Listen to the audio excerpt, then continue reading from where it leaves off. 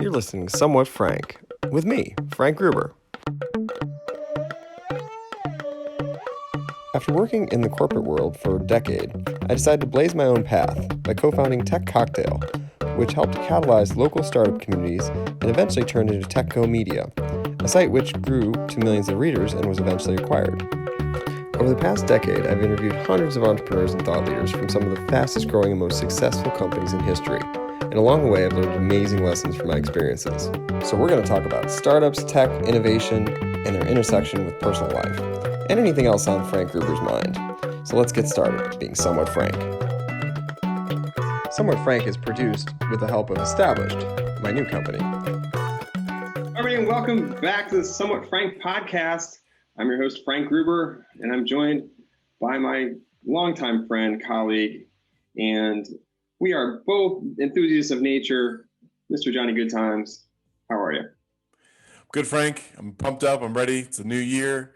It's a clean slate. I'm ready to roll.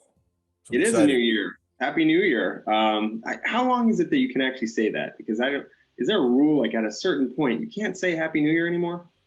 I think we're right at the cusp. I think probably two weeks into January makes sense to me. All right, I'm gonna wait. I'm gonna keep pushing it. I'm gonna try to go the end of January. I'm gonna still be saying Happy New Year so people see what they kind of reaction I get. How have you taken down your Christmas or your holiday? Heck no. We're trying to push this season as far as we can. I feel like we needed it this year. We put it up early. We went real big. We got outdoor decorations and indoor decorations and 2 trees. And I think I missed the deadline for throwing or recycling the one real tree that we have. So that's a bummer. I'm going to figure that out.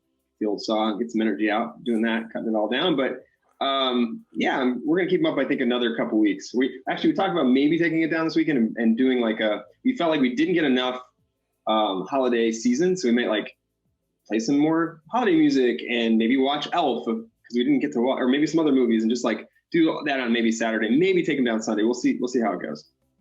Sounds like a good idea. I've recently saw that people drag them out onto the ice. So when the ice melts, it falls into the lake and creates a natural habitat for fish. So that's an idea for you. Well, yeah, it's a good idea. Did anybody ever think about? Hopefully, it's deep because what if somebody dove into that thing? I'm thinking about put my safety Frank hat on here. What if somebody dove into a Christmas tree at the bottom of the ocean or the bottom of the lake? That'd be terrible. It would be terrible, but I think to your point, you probably want to make sure that it's a deep enough lake before you do that. You don't want to do it in your neighbor's little pond and then it's sticking up for the rest of the year. I don't know who did that. Who could possibly have done that? Right. Yeah, probably not a good idea. So don't anybody do that. It is a good idea though. I see what you're saying. If you were able to drag it out or get it out to a deeper portion, it could actually help the little fishies get some food for the rest of into the spring. It's gonna take a while to get that. For sure. Well, hey, what do you have on deck for the early 2021, or what are your thoughts going into this year? Do you have any resolutions, anything like that? Well, yeah. And so 2020 was, we don't need to talk about it in depth here. I think everyone pretty much realized that 2020 now was like the epitome of a dumpster fire. But I always look at the silver lining and everything and more about, trying to find the best in everything. And I felt like even though it was pretty terrible, there were a lot of benefits of what came out of it as far as personally. So being able to spend more time with my family, being able to, do things, not travel like a crazy maniac like I used to. I know some people love that portion, but, it can be a grind. Being able to do something, just reflect on everything that kind of happened, trying to think about all the opportunity we had to, do things together in the family. Obviously I miss a lot of people, can't wait to see people, can't wait to travel again a little bit. But yeah, I think there were some benefits as well. Sure thing. Well, they say distance or time apart makes the heart grow fonder. So hopefully that. True. No, totally. And I'm thinking about I was even thinking about this, next time we do a family gathering, I'm going to get a photographer. That is one thing I should get because I couldn't, you back in the day, it was oh, we've got so many pictures, but now I'm thinking maybe we should get a professional photographer and take a family picture or whatever. I'm starting to think that we're documenting these things because it's been so long, I guess, since we've actually done something like that. So anyway, what about you? I'm just excited to spend some time out in nature, like you had mentioned. Looking forward to doing some farming, some I shouldn't say farming, right? You said in 2021? 2021? Yeah. No, keep going. Sorry. I'll share what I was thinking. Yeah, larger scale gardening and getting some little animals, like some chickens. I want to do some, awesome. Some what do you call it? Like not custom, but like natural eggs, like get some chickens to do that sort of thing. So Great. I'm looking forward to that in 2021, and hopefully getting back to traveling a little bit as well. Yeah, definitely. Looking forward to that. I don't know. So there's some friends and family that have been in St. John. That's looking pretty good right now. St. John is looking pretty good. So we're targeting that as potentially a place to go visit once things kind of open up a little bit or a little bit safe. I know people can go now and you can get tests. We're still not. I'm not physically at that point where I feel comfortable getting on airplanes as much. So once we get to that point and everyone's vaccinated and feeling good about everything, be better about it. But one thing I started doing at the end of last year, so I got a holiday gift. One of the gifts I got was some colored pencils and a sketch pad and even some books about drawings, drawing things, whatnot. And so I started drawing a drawing on, I think it was on Christmas Day, and actually might have been the day before, but either way, started drawing that day. So it's been almost like 2+ weeks now. I've literally started drawing something every single day with these colored pencils and whatnot. And so I've kind of turned that into my daily thing. So it takes about 20 minutes or 30 minutes, depends on kind of what I'm drawing. But it's kind of a good kind of like moment to kind of just it's a calming moment, I guess you could say. It's usually quiet. I'm by myself trying to like etch something out on a piece of paper with, my Crayolas. Well, two things. You're really good. I've been following, and I think they're good. They brighten my day up. And then I think for you personally, it's an opportunity to, like you said, reset, recharge, and kind of almost like a meditation, right? Because it's something probably utilizing different parts of your brain that you've never that you regularly don't use, the creative side of your brain. So yeah, I like exactly. Yeah. So and what I'm finding is I started with something really simple and done some simple things, and now I'm like finding, like, I'll see a picture and I'm like, I'm gonna draw that today, and it'd be like yesterday was like this like big old bull that had all this crazy hair. Looking at things, I drew a cedar waxwing, which is this really pretty bird that you see a lot of times in Maine and a few other places. I think Indiana has them as well. And it's has yellow and red and blue. So I'm trying to think of I'm looking at things, I'm like, oh, I could draw that. And so I'm kind of pushing myself a little bit to try to keep up in the game a little bit. But one thing I'd want to make sure I'm conscious of is I don't want it to be turned into something where I can't finish it in under 30 minutes because I just don't have the bandwidth or time to focus on something for multiple hours or whatever. But anyway, it's fun. It's been fun. So yeah, you can check out. I shared some of these. If you're on my Instagram or you're following Frank Gruber on Instagram or my Facebook, or I posted a couple to Twitter, not all of them, but mostly Instagram and Facebook, and mostly Instagram actually. The stories, I even created a little highlight reel so you can go look through all of them, and it's been fun. So shared them in the newsletter this week, and you can check them out. And love to get your thoughts. I've gotten a few, obviously really positive messages, but also some requests. I'm logging those requests, and I'm going to start figuring out how I can do some of those here I've got some time. But my goal is to do one a day through 2021. I don't know what 2021 is going to bring. That may or may not happen. So I'm not trying to put pressure on myself, but I do like the consistency and the kind of, like you said, the meditation-ish kind of moment of the day. Yeah, I look forward to it at the end of the year as well, where you can kind of do a recap and you can kind of flick through them. Yeah, even if I get 200, that would be amazing. I don't need 365 or 4 or whatever, but anyway, it'd be cool to flip through and we have this whole book of all these drawings. It's kind of neat. So well, I think you can do it. I'm going to support it. So try to do it. Keep pushing through. I'm curious what everyone else is doing. So all of our listeners out there, I'd love to hear from you. So post a comment. You could tweet us once we share this out on Twitter, or leave a review or on our wherever you're listening, and we'll try to track those down. But actually, we should probably get, Johnny, is an email address for this podcast. Maybe, if people want to email us at somewhatfrank@est.us, that's going to happen. So somewhatfrank@est.us, and that'll go to us directly. And you can email us directly with your feedback, thoughts, whatnot, and we'll try to incorporate some of that into the next podcast. And I think I've gotten to the point where now I'm starting to call this the pod. I don't know if now I'm hip or something with podcasts. I don't know if that's even hip, but I started calling it the pod, because the podcast is so long and just hard to say, I guess, or just I'm trying to just be hip. I don't know. Do you ever call it the pod? No, I don't, but I will. I support it. I have no problem with it. Sounds good to me. It's We'll more see how long efficient. we'll see how long that efficiency lasts. Like, we're gonna do the pod today or whatever, Anyway, moving on. All the first emails coming into that email address are going to be like, you guys are nerds. It's not called a pod. So. No, Just we're kidding. we're having a good time. All right, But hey, so, let's transition and start celebrating some people in your network. So what do you got going on? Yeah, and you obviously feel free to jump in here as well. So Natalie Buford Young, known for a while, she was at Deloitte before. She just recently took over as the CEO of Springboard Enterprises, which is an organization that helps get actually mostly I think it's women, right? Women funded and underrepresented, basically, communities of funding and whatnot. So congrats to Natalie. I'm sure she's going to do a fantastic job. Matt Van Horn, he was big part of, back in the day, Dig, and he was part of Path, another internet company out in San Francisco. He actually just started a company a while back, a couple years ago, called June, which is this oven, and it basically uses like sensors and technology, robotics, if you will, to perfectly cook things. And you kind of just put it in there and it figures it out and cooks it. So he just had his company June, which makes the June oven, acquired by Weber, so Weber Grills and whatnot. So he's joining Weber to continue that effort. It's pretty exciting. Andrew Yang, who made a lot of, made himself known, obviously, with the presidential campaign and big on universal, basic earning universal income for all, is actually now running for mayor of NYC. So that's really interesting. He's from New York and lives up there. So he is running now, and I've seen him. He's gotten the support. I think he's brought on Martin Luther King's Jr.'s son, so his Martin Luther King Jr.'s son is actually part of his campaign and leading it up with him, and he's got some support. So interesting to see what he's going to do. And obviously, congrats, he just keeps pushing ahead. The guy, he can do anything. That guy, Andrew Yang. So I'm excited to see what happens with that.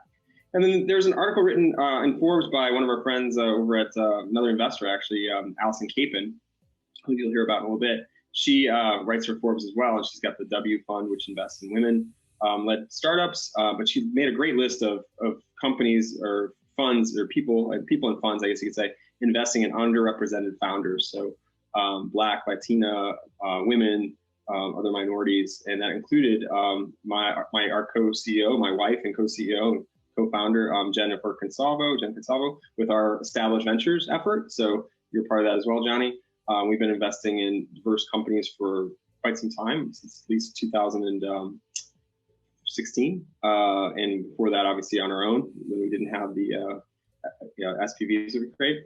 And then obviously there's some other folks that we were part of the network with, like Kat Hernandez and Charles Hudson and Jenny Fielding and Lolita Taub and Mac Conwell. So, and many more. Like, those are just some of the folks I wanted to highlight. But it's a great article. So for any startups listening out there that are looking or having a hard time connecting with founders, investors for your fund or for your company, go check that list out. I put it in the newsletter. If you're not on the newsletter, you go to frankgruber.me/newsletter, and you can subscribe and get all these links in your inbox. That's anything on your side, Johnny? Anything good?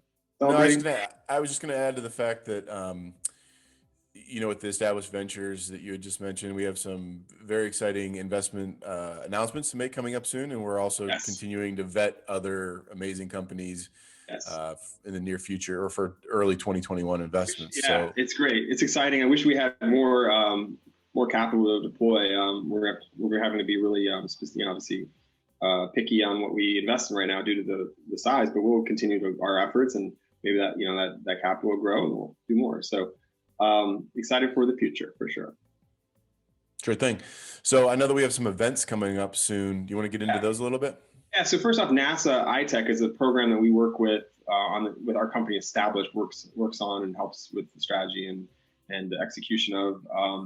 And then they're looking for innovators who are interested in sharing their latest with the chief technologists over at NASA. And there's a deadline of January 29th to apply. And the link is actually established.us/NIT. So the NIT stands for NASA iTech, but it's on our site, and you can basically get more information, and then we'll follow up with how to get in the actual program once you sign up for that little email, I guess you could say, on our site. So we'll get back to you. And then the other one is it's coming up the end of the month as well, is the non-obvious diversity summit, which I'm a part of as well. So Rohit Bhargava, who I interviewed and have known for years, actually his birthday today. Happy birthday, Rohit. Hope you're listening. Yeah. Just wished him a happy birthday a minute ago. So anyway, he's hosting a summit that is really interesting. It's going to basically talk about all the different components of the world that could use more inclusion and more diversity to improve the world, right? And we know, like we've looked, part of our strategy with investing is like some of the stuff that we look at. I mean, like diverse teams end up doing better. That's just a known fact. There's studies that back that up. And so I'm actually going to be leading a conversation with a group of startups and investors, some of which we've invested in. But it's anyway, investing in diverse startups. And so it's going to include Courtney Caldwell, which we invested in her company ShearShare, Travis Holloway from Solo Funds as well, which was our startup of the year this last year. Both of those companies were startup of the year companies that came through and both took home the title in their various years. Ash Kumra from Peak Mindful, who's he's actually an author, upcoming author as well, and also has a radio show. His company is all about mindfulness and meditation, actually, and also and to improve your performance. And he's got that startup going. And then Marlon Nichols from Mac Venture Capital and Allison Capon from the W Fund, which I mentioned earlier. She wrote that article about all the folks that are investing in underrepresented founders. She being one of them, and obviously Marlon as well. So I think he invested in Solo Funds, which is great. And he was actually part of our summit. They both were part of our summit, our Start of the Year summit here last year. So great people, excited to bring it together. Again, it's free. You can register online. Just go to non-obvious diversity. I believe that's the link, right? Non-obvious diversity is what I have shown right here. So yeah, nonobviousdiversity.com is what you can go register. It's free and get signed up. It's going to be all online, all free. There's 150 speakers. I can't remember the number of sessions, but great people. It's not just about startups; it's about everything. So some amazing people that they're pulling together. So not going to want to miss that one. Yep, and all of those links will be in our show notes as well. For sure. And it's been a little while. It's been a month since we kind of talked on our last podcast, and I'm sorry everyone for that break. I think it was the holidays and everything else, but because of that, I've been reading a ton, and unfortunately, it's a long list. So hopefully we can get through some of it. I'm gonna try to pare it down for those that don't like to hear all these readings. No, you have some good stuff. You're always sending me articles, which I very much appreciate. Yeah, I guess that's from my just being a part of the media forever. Like I've worked at Tribune Company for a long time and AOL and obviously ran our own media company for over 10 years. And I'm a media junkie, I think. And so I'm always finding interesting things. And so some of these readings, so one of the things I want to kick it off with is, and maybe you've heard about this, Jack Ma, so Alibaba's founder and CEO, which is, he's basically a billionaire, right? He's actually in charge of this Ant Group, which is a fintech startup, and he's missing. He's basically been missing for a while. He basically spoke out against the Chinese government in November, and because they were going to be basically this big IPO in November, and long story short, since then, no one's seen him. And I thought that he'd been found. Actually, I was talking to my sister about it recently. She's like, oh, no, he's been found. I then just looked yesterday and he's still not, they just put an article in Wired yesterday about it and he's still missing. So wow. I know you're a multi-billionaire, you could disappear if you've been threatened or whatever, but it just seems really fishy. And I don't know why it's not a bigger news story. Yeah, it's weird. I mean, I knew he wasn't in the news spotlight as of late, but I didn't realize that he was, and you know better than I do, right? It sounds like you're right. Like what if Jeff Bezos or Bill Gates or Elon Musk, they just were gone for since November 1st or whatever. Right. Would that be wild? It would have a huge economic impact on life as we know it, right? I mean, it would have something. Right. What would that be like? I mean, I don't know. I'm just trying to put that in perspective. And maybe he's just, chilling out somewhere. I don't know. He could be, but it kind of leads to my next story, which I'm wondering if maybe this is what he's doing. There's this new thing in Japan where they're going to be selling these. Remember the movie Faceoff back in the day? An old film. Go check it out if you haven't. IMDb it. But they're literally making these masks realistic masks that look like anybody. And they we wear them on your face. And really interesting. So maybe he just changed his face. Maybe he's like somebody else right now wearing this new technology face mask. I don't know. Probably not the case. But interesting that this is coming out. And I think it's interesting in the era of like facial recognition that this could be possible, and especially in light of what happened last week at the the U.S. Capitol, which was obviously very tragic. They're identifying everyone via facial recognition technology and all the photos and videos they have. Sure. I mean, remember when we were back at Purdue, this is 20 years ago now, when we had some riots there. It was mostly playful because I think the women's team won the national championship, basketball championship. And they were going through video by video back then. Of course, that was a little bit more manual and just if people knew somebody, right? But nowadays you have the computer, machine learning, all that sort of stuff. So yeah, it's kind of scary. I hope that he just got spooked and went underground to kind of lay low for a bit and nothing actually happened to him. I personally don't know much about the guy, but never want to see anybody hurt. So. Right. No, totally. And so, yeah. And then obviously we're still in a pandemic. It's worse than it's ever been. Yet we're still moving ahead, marching ahead. I was hoping we turn the page to 2021 and all of a sudden we'd be good.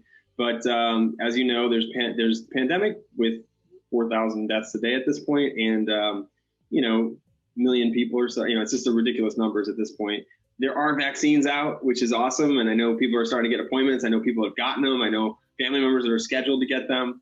I'm hoping I can get one at some point, but I'm low on the list because it kind of goes in reverse order based on age and things of that nature. But really interesting that there's this inhaler that came out or is being tested that basically, and we've talked about this before a little bit, Llama antibodies have something to do with like being able to treat patients with severe COVID. So there's an asthma inhaler that's actually been filled with these antibodies, and people are actually able to take Llama antibodies, which keeps continuing to remind me of the time that the alpaca spit in my mouth. But and so maybe that's why I've been okay. I don't know.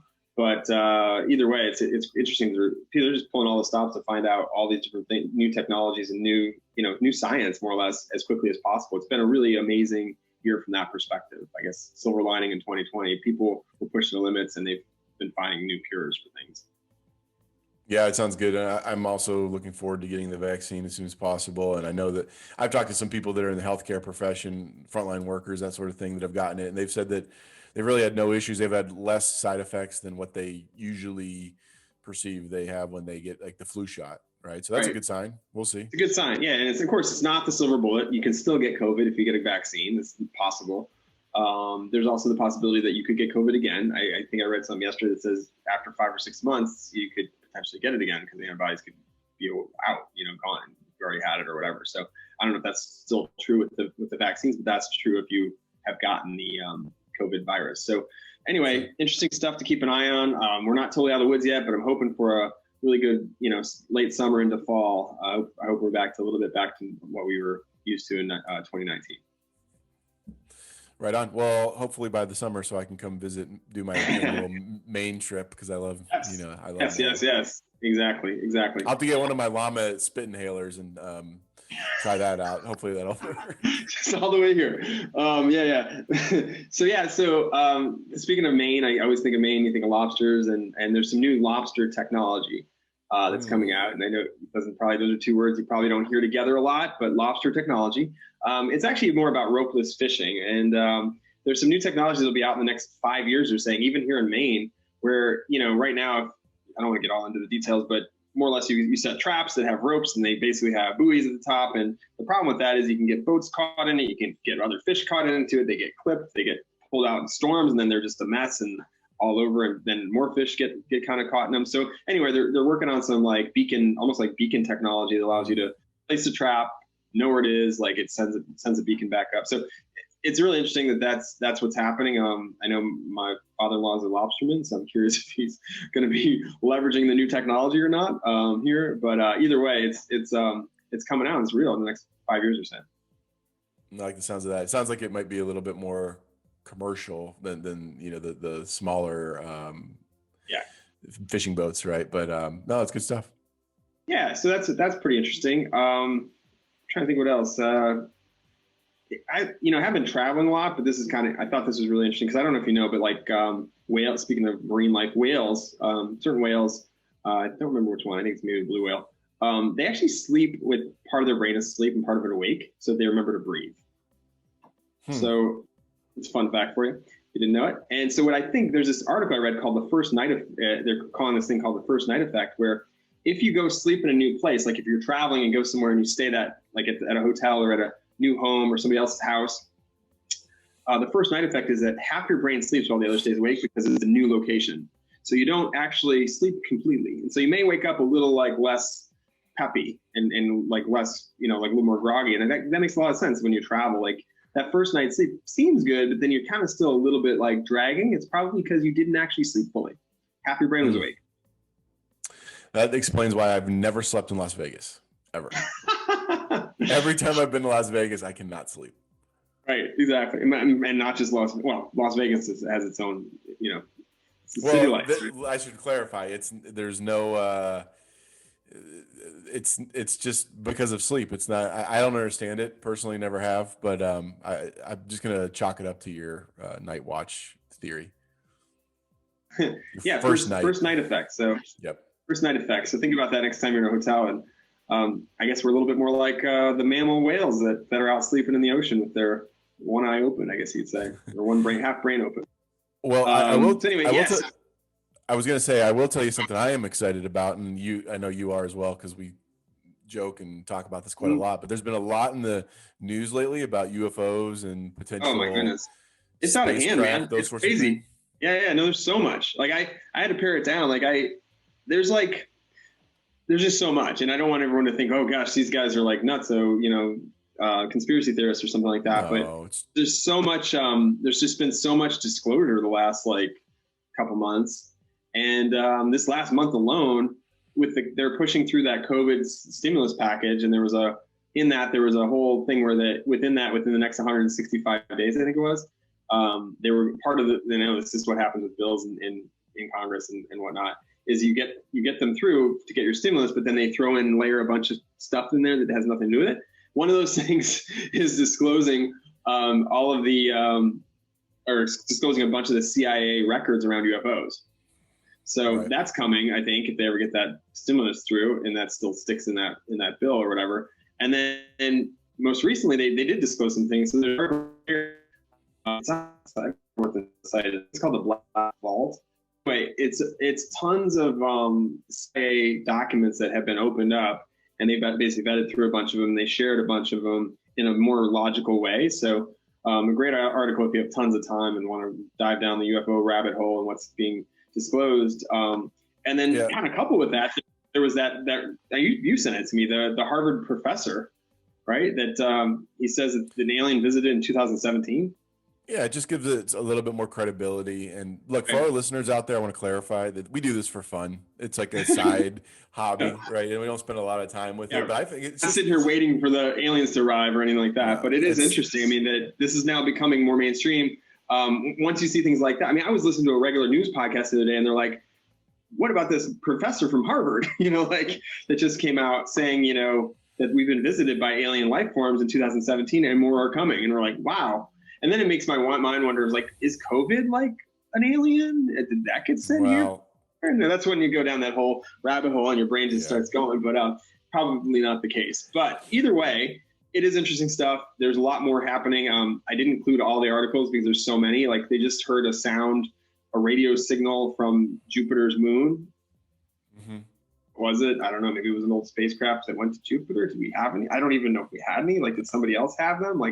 Either way, there's a lot of stuff happening in that. If you kind of have that lens, and obviously you got to really fact check with the way the news happens these days. But it seems pretty legitimate when it starts showing up on mainstream news.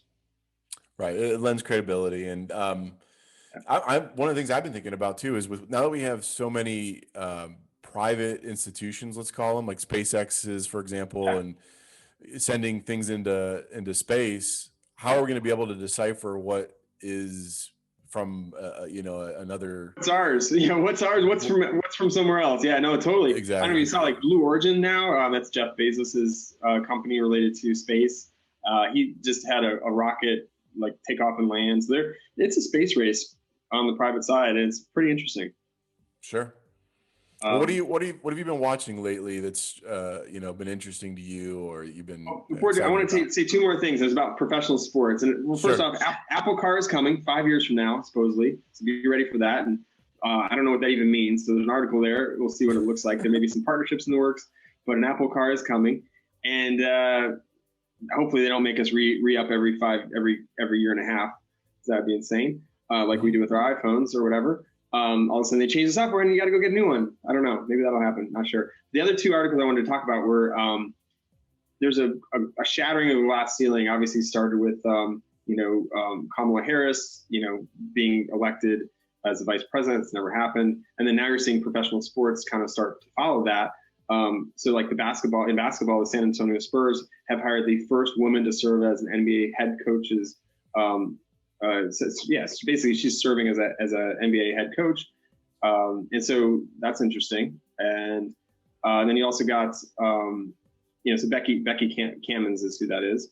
And then also you got in baseball, the Red Sox hired the first black female coach, which is pretty awesome. And so so bravo to Becky Hammons, who made history a couple weeks ago, is becoming the first woman to act as a head coach during an NBA regular season game. And and then she basically filled in for she's an assistant coach right now, so she filled in for the head coach for that particular spot. And then in the minors, it is actually in the minor leagues, but it's still really, really interesting. Bianca Smith, I think that's how you say it. Bianca Smith has become a minor league coach over for the I forget which minor league team it is, but it's with the Red Sox, Boston Red Sox. So bravo for helping change what's been happening out there in sports for a while. Really interesting stuff, and gives hope for any women out there that are loving sports and want to get involved in coaching. All right, and obviously, finally, there's a secret if you have a sister. I guess there's a secret to success if you have a big sister. So I have a couple of them. Want to thank them thoroughly for their support in making, I guess it helps with the secret of success. So that's pretty cool. Another article out there. All right, Johnny, I'm rattling off articles left and right. You better rein me in. Yeah, I know you have a lot going on and a lot of stuff's interesting. So it's good that you're getting the word out there. But Yeah. anything you've been watching lately? I think that you mentioned to me you guys have been watching Soul lately. I haven't gotten to it yet, but you seem to like it. Yeah. So. Oh, came out at the holidays. Yeah, it's on Disney Plus, and it's from Pixar. So it's a new Pixar film, and we watched it about a dozen times, I think, over the last we watched it 7 times in 3 days to begin with. My little one loves it. It's got some really interesting.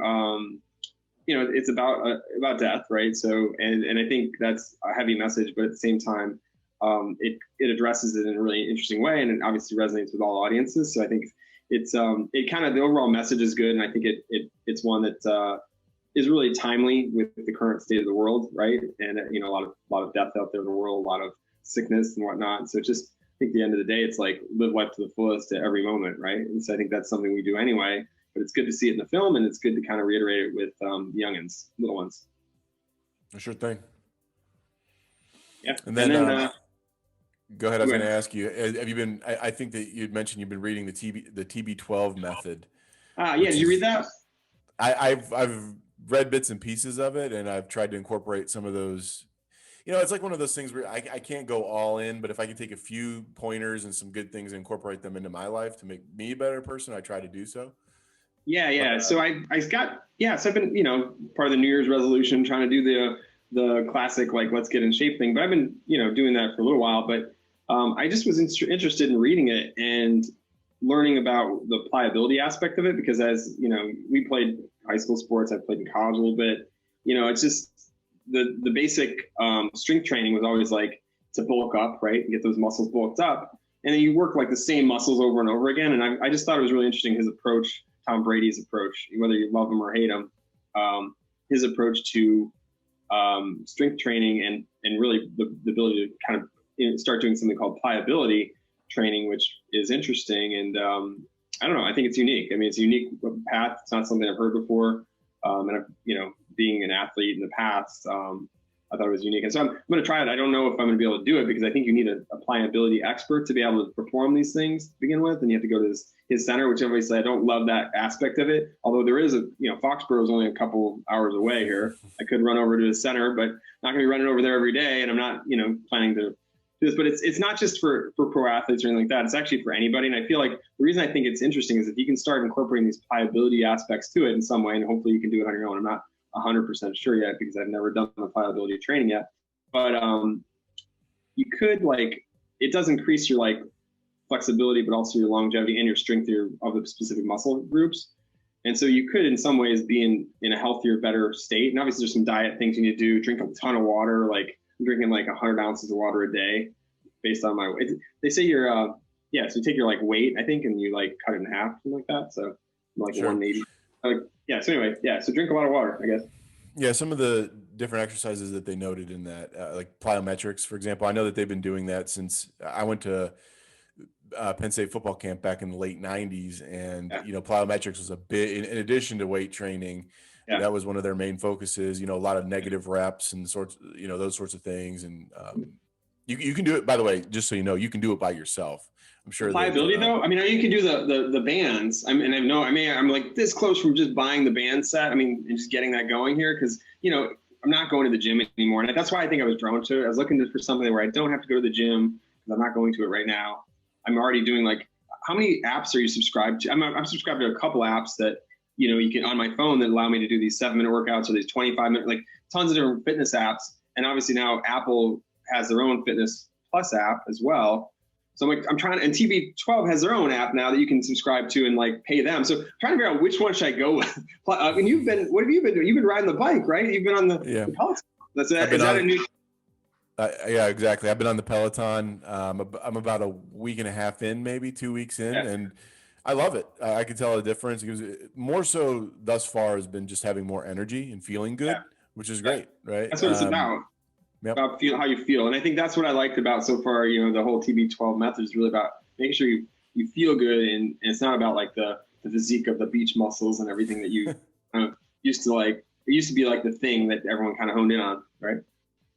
Sun's out, guns out. All right, good. Well, let's keep it rolling because we're going to finish strong here. But you want to talk about our other podcast or the other podcast we have going on? Yeah, we've got our other podcast. Start the Year podcast. Go check it out. Get some other episodes there. Kara Golden, I did an interview with her at our summit, and that's out there. We've got another episode with another startup founder from Griffin, Aaron Krug, who's the founder of Griffin. Right. App that I've been using, and I think we talked about on one of the podcasts there too, and maybe even on our last podcast, right? So so that's out there, and I'm still saving money every time, or I guess piling money into these stocks every time I buy something from Amazon. So that's kind of cool. I wish the one feature I want is I wish it was doing that to Bitcoin because that's been going out of control lately. But anyway. One thing I wanted to mention that I thought was interesting, and I don't know if you've received any of these thus far, because through the app, through the Griffin app, I have a couple dollars worth of stock in Apple, and so I've been receiving their quarterly new update from the company, and there's also some voting abilities in there because they have some board. So basically the same. If you're a shareholder of a company, those updates you get, I've been receiving those because of my micro fractions of shares that I own.